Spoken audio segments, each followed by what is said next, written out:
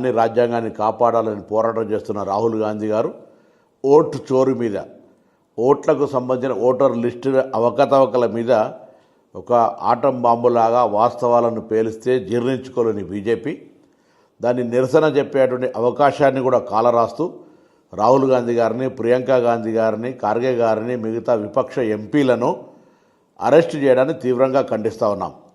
ఇది అప్రజాస్వామిక చర్చ, అప్రజాస్వామికమైనటువంటి చర్య.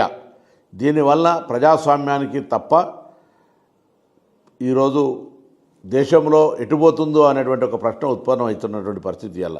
కాబట్టి వెంటనే వాళ్ళందరినీ విడుదల చేయడంతో పాటుగా నిరసన చెప్పుకునే హక్కును లేదా రాహుల్ గాంధీ గారు లేవనెత్తిన అంశాల మీద సరిదిద్దుకునేటువంటి కార్యక్రమం చేపట్టాలి తప్ప అణిచివేత, ప్రజాస్వామ్యానికి విఘాతం కల్పించే పనులు చేయడం ద్వారా గొప్పగా మేమేదో విజయాన్ని సాధించడం అనుకుని రాక్షసానందం పొందడం సరికాదు అమిత్ షా, నరేంద్ర మోడీలకు, బీజేపీ ప్రభుత్వానికి అని సందర్భంగా హెచ్చరిక చేస్తాం.